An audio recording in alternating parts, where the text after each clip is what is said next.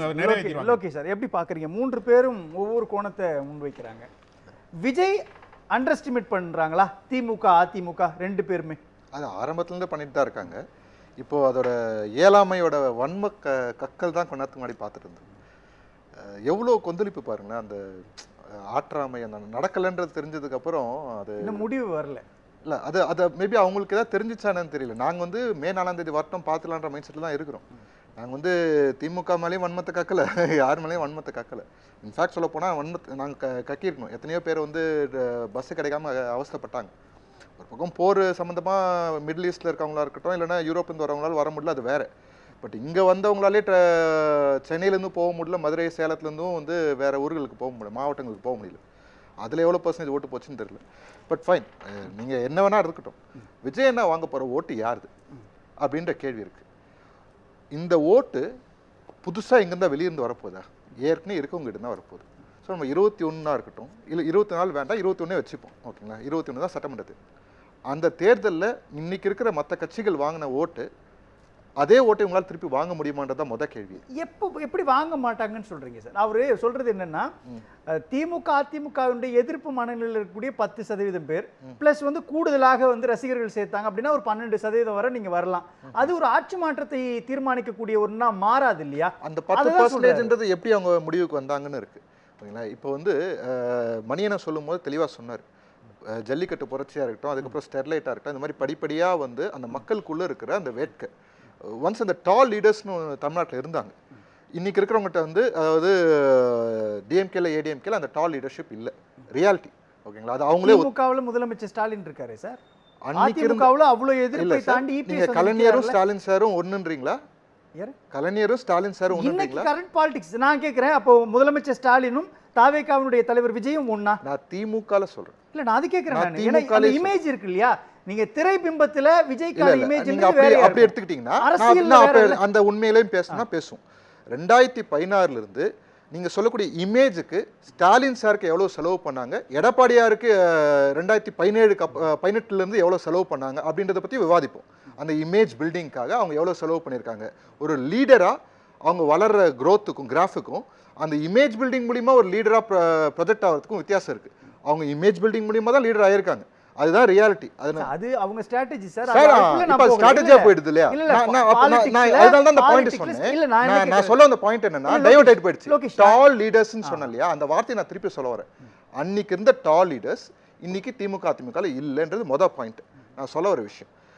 அதுக்கப்புறம் மக்களுக்கு வந்து அந்த உள்ள இருந்த இதெல்லாமே வந்து வேட்கையெல்லாம் வெளியே வருது. அந்த மாற்றங்கள் வந்து ரொம்ப வருஷம், இன்னைக்கு வெறும் ஜல்லிக்கட்டுலேருந்து ஆரம்பிக்கலது, அது ரொம்ப வருஷமா இருக்கிற மாற்றம் கொஞ்சம் கொஞ்சமாக சேர்த்துக்கிட்டே வருது, ஆட் ஆன் ஆகிட்டே வருது. அதோட வெளிப்பாடு தான் அது. அப்படி வெளிப்பாடு செலுத்த வேண்டிய இடத்துல ஒரு தலைவர்கள் வரும்போது அதை வந்து செய்யணும்னு பார்க்குறாங்க.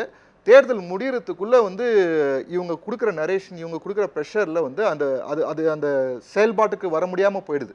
இல்லை, இந்த தடவை இது எல்லாத்தையும் பார்த்த விஜயன்னா அவர் தெளிவாக மாநாட்டில் சொன்னது தான், எனக்கு முன்னாடி இருந்தவங்களோட பாடத்தெல்லாம் நான் கற்றுட்டு தான் வந்திருக்கிறேன் அப்படின்னு தெளிவாக சொல்லிட்டு தான் இறங்கினார். அதுபடியே தான் நடந்தார். எங்கெங்கே என்னென்ன பண்ணணுமோ அதை அங்கங்கே செஞ்சார். He did it work. என்ன செஞ்சாரு? அதுதான் இப்ப நீங்க ஒரு டால் லீடர் 3 வருஷம் வாழ்க்கையை நான் வந்து 3 நிமிஷத்துல சொல்ல முடியாது. சொல்லலாம் லோகேஷ். நாங்க ஒரே ஒரு கேள்விதான். இந்த டால் லீடர்ன்ற ஒரு ஆங்கிள் கை வைக்கிறீங்கல்ல நீங்க.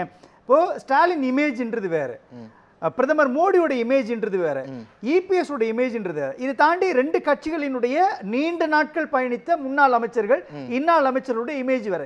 இந்த ஒட்டுமொத்த இமேஜையும் விஜய்ன்ற ஒரு இமேஜ் அழிச்சிடுமா? அவ்வளவு எளிதா அது சாத்தியமாக்கிடுமா? நான் இப்படி கேட்கறேன். 2018க்கு முன்னாடி 17க்கு முன்னாடி எடப்பாடியாருன்னு யாருக்காவது தெரியுமா? எத்தனை பேருக்கு தெரியும்? சேலத்தை தாண்டி எத்தனை பேருக்கு தெரியும்? இல்ல சார், நீங்க கேட்டீங்களா சார்? இல்ல சார், இமேஜ் சொன்னீங்க. நீங்க இமேஜ் சொன்னீங்க. இமேஜ் இல்லாம இருக்கலாம். நான் ஒரே ஒரு கேள்வி கேட்கிறேன் லோகேஷ். அவருக்கு இமேஜ் இல்லாம இருக்கலாம், அவர் நன்கு அறிமுகமாகாத ஒரு நபரா இருக்கலாம், ஆனா ரூட் லெவல் பாலிடிக்ஸ் அவர் புரிஞ்சிருக்கிறார் இல்லையா?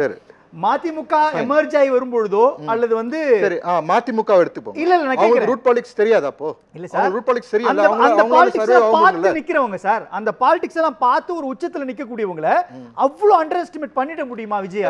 நாங்க அண்டர் எஸ்டிமேட் பண்ணல சார். அதுதான் சார் விஷயம். நாங்க அண்டர் எஸ்டிமேட் பண்ணவே இல்லை யாரையுமே. எங்களை தான் அண்டர் எஸ்டிமேட் பண்ணாங்க எல்லாருமே. நாங்கள் அந்த பாயிண்ட் தான் சொல்ல வரும். நான் சொல்ல வந்தது அன்னைக்கு இருந்த டால் லீடர்ஸ் அளவுக்கு இன்னைக்கு இல்லைன்னு தான் சொன்னேன். இவங்கலாம் லீடரே இல்லை நான் சொல்லலை. நானும் அப்படி சொல்லலை. நான் அங்கே எங்கேயுமே அது மாதிரி மீன் பண்ணல. அன்னைக்கு இருந்த டால் லீடர்ஷிப் இல்லைன்னு தான் நான் சொல்ல வந்தேனே தவிர இன்னைக்கு இருக்கவங்களாம் லீடரே கிடையாது நான் சொல்லவே இல்லை. First point. ரெண்டாவது வந்து நாங்கள் வருத்தப்படணும் எங்கேயா ஒரு விஷயத்துக்குன்னா 90% ஏன் கிராஸ் ஆகுன்ற ஒரு பக்கம் யோசிக்கலாம், அவ்வளோதான். அதை தாண்டி எங்களோட சிந்தனை இது கிடையாது. அதிகபட்சம் அது வந்து அந்த கோவம் மட்டும்தான், இவ்வளோ வன்மங்கள் கிடையாது. ஆனால் வந்து நீங்கள் அன்றைக்கி ஓட்டிங் முடிகிற அன்றைக்கி முதலமைச்சர் கொடுத்த ஸ்டேட்மெண்ட்டில் இது ஒரு தலைமுறைக்கான தேர்தல் நிரூபணம் ஆயிடுச்சுன்ட்டு அவர் ஒரு ஸ்டேட்மெண்ட் கொடுத்துட்டு வனவாசம் போயிட்டார். போனவர் ஊட்டிக்கு போயிருந்தால் 10 நாள் எரிஞ்சு இருக்கிறது கொஞ்சம் அணைச்சிருக்கலாம். அது கொடைக்கானல் போயிருக்காரு. அவரை பார்க்க மந்திரி இங்கே படையெடுக்கிறாங்க. வந்து இங்கே ஒரு நரேஷன் பில்ட் ஆகுது, சாதனைகள்லாம் வந்து வெளியே பரப்பப்படுது. அது ஒரு கன்ஸ்ட்ரக்டிவாக பண்ணுறாங்க. எதுக்கு இப்போ நான் என்ன சொல்கிறேன், ஒரே ஒரு பாயிண்டில் யோசிக்கிறேன். இது ஓட்டிங் டே அன்றைக்கி நமக்கெல்லாம் ஒரு ஃபீல் இருந்தது, ஓகேங்களா? அந்த சைலன்ஸ்க்கு அப்புறம் ஓட்டிங் டே அன்றைக்கி ஒரு ஃபீல் இருந்தது. அது அடுத்த நாள் கூட அது கேரி ஆச்சு ஆக்சுவலாக. அதுக்கப்புறம் தான் அந்த மறுபடியும் அந்த குழப்பம் உருவாக ஆரம்பிக்குது. அது ஏன் செய்யணும்? மக்கள் வந்து இல்லை சார், எனக்கு புரியுது லோகேஷ். நான் கேட்குற கேள்வி ரொம்ப சிம்பிள் லோகேஷ். என்னன்னா, இப்போ தாவேகாவோ அல்லது விஜயோ ஆட்சி அமைக்கிறாங்கன்னு வச்சுக்கோங்களேன், அதுக்கு குறைஞ்சபட்சம் 40% வாக்கு வரணும். இல்லை சார், இந்த எலெக்ஷன் அவ்வளோ தேவைப்படாது சார். வேற எவ்வளோ சார் வேணும்? 35 மேலே இருந்தாலே போதும் சார். இந்த எலெக்ஷன் 35 மேலே இருந்தாலும் போதும். அது எப்படி சார் சாத்தியம்? வேணா பாருங்க. சரி, 35 வச்சுக்கோங்களேன். இந்த 35 திமுக அதிமுக ஓவர் ஸ்வைப் பண்ணிட்டு விஜய் வந்து நின்னுடுவாரா? 35 கூட்டணி இல்லாம, நான் ஃபர்ஸ்ட் சொன்ன ஸ்டார் கேண்டிடேட் இல்லாம 35 எடுத்துருவாரா? ஃபர்ஸ்ட் சொன்ன பாயிண்டே அதுதான். விஜயனா வாங்க போற ஒவ்வொரு ஓட்டும் எங்க இருந்து வருது அப்படின்றது தான் விஷயம். எங்க இருந்து வரும்? இங்க ஆல்ரெடி இருக்கவங்க தான் வரும், புதுசா எங்க இருந்து வராது. இங்க எஸ்ஏஆர் போயிட்டு ஒரு 97 lakhs ஓட்டு கழிச்சு அவங்களோட ஏற்கனவே அவங்க வச்சிருந்த ஓட் பேங்க், அந்த 97 lakhs எத்தனை ஓட்டு வச்சிருந்தாங்களோ ஏற்கனவே கட்சிகள், அது போயிடுச்சு ஒரு பக்கம். அதை தாண்டி இருக்கிற 5.25 கோடி பேர்ல 4,80,90,00,000 பேர்கிட்ட ஓட்டு போடுறாங்கன்னா மக்கள் பார்ட்டிசிபேட் பண்றாங்கன்னு உங்களுக்கு புரியணும் சார். அது மக்கள் ஒரு பார்ட்டிசிபேஷன் உள்ள வராங்கனாலே அவங்க வந்து நம்ம அதை பார்த்துருக்கோம், அந்த ஃபேஸஸும் பார்த்துருக்கோம். ஓட்டு போட விருப்பம் இல்லாம அந்த எலெக்ஷன் வந்து கட்சியினர் மத்தியில் அந்த பரபரப்பு இருக்கும். அந்த அளவுக்கு இல்லையே சார்? இல்லைங்களா சார்? இல்லை, இப்போ வரலையே. ஏறக்குறைய ஒரு 44 லட்சம் தான் அதிகமா இருக்குன்றாங்க. அதுவும் கம்மியா தான் இருக்கு. 25 லட்சம். சரி, இப்போ கேரளாவிலயோ இல்ல அதான் கேரளாவிலயோ பாண்டிச்சேரியிலயோ அசாம்லயோ 90+ அப்படின்ற எண்ணிக்கையில் இருக்குது. மேற்கு வங்கத்துல ஃபர்ஸ்ட் முதல் கட்ட வாக்குப்பதிவும் 90க்கு மேல இருக்கு அப்படின்றப்போ அப்படிப்பட்ட ஒரு நிலை தமிழ்நாட்டுக்குள்ள இல்லையே. மேற்கு வங்கத்துல பல பேர் ஓட்டே இல்லைன்னு சொல்றாங்க, ஓகேங்களா? இருக்க வேண்டிய ஓட்டே நிறைய பேர் இல்லைன்னு சொல்றாங்க. அது தனி பிரச்சனை, மேற்கு வங்கம் தனி பிரச்சனை, அதை நம்ம எடுக்க முடியாது இங்க, ஓகேங்களா? அதையும் இதையும் நம்ம தமிழ்நாடையும் கம்பேர் பண்ண முடியாது. இங்க கேரளால நம்மளோட கம்மி தான் நினைக்கிறேன். அவங்க 85 அவ்வளோ % தாண்டின மாதிரி தெரியலையே, எனக்கு தெரிஞ்சு அவ்வளோ % எடுக்கல. பாண்டிச்சேரி சின்ன ஸ்டேட், அதோட கால்குலேஷன் வேறு. 20,000 பேர் தான் எக்ஸ்ட்ரா போட்டிருக்காங்க. சரி, நீங்கள் வருஷம் பாப்புலேஷன் ஏறுது, புது ஓட்டர்ஸ் உள்ளே வராங்க அப்படின்னாலும் ஓட்டு போட மக்களை பூத்து கொண்டு வர எண்ணம் இருக்குல்ல சார், அந்த மக்களுக்கு அந்த எண்ணம் வருது இல்லை சார். கொண்டு வரது வேற, மக்களாக வரது வேற. இந்த தேர்தலில் அது மக்களாக வந்திருக்காங்க, அதை நம்ம எல்லாருமே பார்த்தோம். ஆனால் பார்த்துட்டு செலக்டிவாக சில பேர் வந்து அந்த அவங்களோட ஆற்றாமை தான் நான் நினைக்கிறேன், அது அவ்வளோதான் நான் நினைக்கிறேன். சரி, அது இருக்கட்டும், அது இருக்க தான் செய்யுன்றதுனால இல்லை, நாங்கள் அதை பற்றி எதுவுமே இது பண்ணுறது இல்லை. உங்க அனுமதி ராஜிங்க சார். இப்போ தாவேக்கா வேண்டும்னு விருப்பத்தோட வாக்குச்சாவடிகளுக்கு மக்கள் வந்து வாக்களிச்சிருக்கிறாங்க. ஆனால் அந்த ஆற்றாமையில் இருக்கிறீங்க. யூனிஃபார்ம் போட்டு வந்தாங்களே, அதுதான் ஆதாரம். ஊருக்கு அது யூனிஃபார்ம் போட்ட கொஞ்சம் பேர் தான். அதுக்காக கொஞ்சம் பேர் தானா? வெள்ளை சட்டை போட்டேன் பூரா தாவேக்காக்கு ஓட்டு போட்டான், காக்கி பேண்ட் போட்டிருக்கவங்கலாம் தாவேக்கா ஓட்டு போட்டான். இதெல்லாம் வந்து காதுல பூச்சுத்துங்க, பூமாலையெல்லாம் வாங்கி. அதுதாங்க 4ஆம் தேதி பாருங்க எவ்வளவு வன்மம் உள்ள இருந்தா. 8000 பேர் தான் வர முடியும். உதயநிதி ஸ்டாலின் சினிமாக்காரன் கொண்டாந்து பண்ணி சொன்னீங்க. சம்பந்தம்லாம் பேசாதீங்க, கேளுங்க. சம்பந்தம்லாம் பேசல, நீங்க சம்பந்தம்லாம் ஒரு நேரம் பேசுறீங்க. உங்களோட வன்மத்தை பத்தி பேசாதீங்க, பாயிண்டா பேசுங்க. ஏதாவது நீங்க பேசுங்க. ஒவ்வொருத்தங்களா விமான நிலையத்துல இருந்து ஒரு 8000 பேர் தான் வர முடியும். மொத்தமே 25 லட்சம் பேர் வந்துட்டாங்க ஓட்டு போடுங்கறீங்க. எவ்வளவு அடி வடிகட்ட பொய்கள் எல்லாமே. ஏதாவது ஒரு பொய்க்கு அளவு இல்லையா? வெளிநாடுகள்ல இருந்து சொல்றீங்களா சார்? வெளிநாடுகள்ல இருந்து. ஆமா, வெளிநாட்டுல இருந்து 25 லட்சம் பேர் வந்தாங்க. இவங்க சோசியல் மீடியால எழுதுறதெல்லாம் பாத்தீங்கன்னா நான் இங்க பேசுறத பத்தி பேசுங்க. சோசியல் மீடியால நீங்க உங்களோட இது ஐடி விங் கூட தான் எழுதுறோம். ஒண்ணுமே ஐடி விங் எழுதுறத பத்திலாம் தெரியல. கொரோனா காலத்துல டவுனா இருந்த எக்கானமி மறுபடியும் பூஸ்ட் ஆச்சு. அதுக்கு இறங்கி போய் ஏறனால பெரிய பூஸ்டா தெரியுது. அத இப்ப வரைக்கும் ஒப்பேத்தி நிக்கறாங்க. அத மூத்த பத்திரிகையில வேற சொல்லி அதை சொல்லி காட்டுறாரு. இவங்க சொல்றது பூரா போய் நான் ரொம்ப சொல்றேன் விஜயால எந்த மாற்றத்தையும் ஏற்படுத்த முடியாதுங்க. டிஎம்கே நரேஷ் அவர் இன்னொரு நாம் தமிழர் கட்சியா வரலாம், இன்னொரு மக்கள் நீதி மையமா வரலாம், இன்னொரு மதிமுகவா வரலாம். இப்படி கணக்கு அவளுக்கு மேல வர முடியாத வாய்ப்பே இல்ல. அவர் என்ன நினைக்கிறாங்க செயல்பட்டவங்க, இந்த தன்மைக்காக தான் மக்கள் இந்த தடவை வந்து பதில் உங்களுக்கு கொடுத்தாங்க. ஒண்ணுமே இல்ல. வரவங்க எல்லாம் இவங்க 4% கூட வருவாங்க, 6% கூட தான் வருவாங்க. ஒரு ஓட்டு இன்ஸ்டாகிராம்ல தான் நீங்க அரசியல் நம்பர் பண்ண முடியும். அந்த நம்பர் கல அரசியல் உங்களுக்கு சம்பந்தம் கிடையாது. அந்த நம்பரை ஃபிக்ஸ் பண்றதுக்கு இவங்க யாரு? அந்த நீங்க மக்கள் யாரு? எல்லாத்தையுமே கவனிக்கிறாங்க. 20% வரைஞ்சு ஒரு பொய் சொல்றதுக்கு நீங்க யாரு? உங்களுக்கு என்ன நான் இப்ப ஏதாவது percentage இவ்வளவு percentage வரும்னு சொல்றேன். திமுகவுக்கு நிரூபிக்கப்பட்ட வாக்கு வங்கி இருக்கு. உங்களுக்கு என்ன வாக்கு அது வங்கி ஜெயிக்கிறதுக்கு தேவையானது நான் சொன்னேன். ஏன்னா இங்க பூஜ்ஜியத்துக்குள்ள ஒரு ராஜ்யம் பேர் போட்டியில இருக்காங்க. அது தேவை இவ்வளவுதான் நான் பூஜ்ஜியத்துக்குள்ள ராஜ்யம். உங்களுக்கு ராஜ்யமே கிடையாது. பூஜ்ஜியம் தான் இருக்கு உங்களுக்கு. ஒவ்வொருத்தங்களா சொல்லுங்க சார். ஆக மொத்தம் வன்மம் இருக்கு உங்ககிட்ட. புரிஞ்சுக்கணும். வன்மம்லாம் கிடையாது. கோவங்க புரியுதுங்க. உங்களுக்கு ஓட்டு வரத கோவத்துல பேசுறீங்க. கொலைப்படி சாட்றது யாருடைய வன்மம் சொல்லுங்க. நீங்க வந்ததுல சிபிஐ ரிப்போர்ட் வெளிய வரும்போது தான் தெரியும்.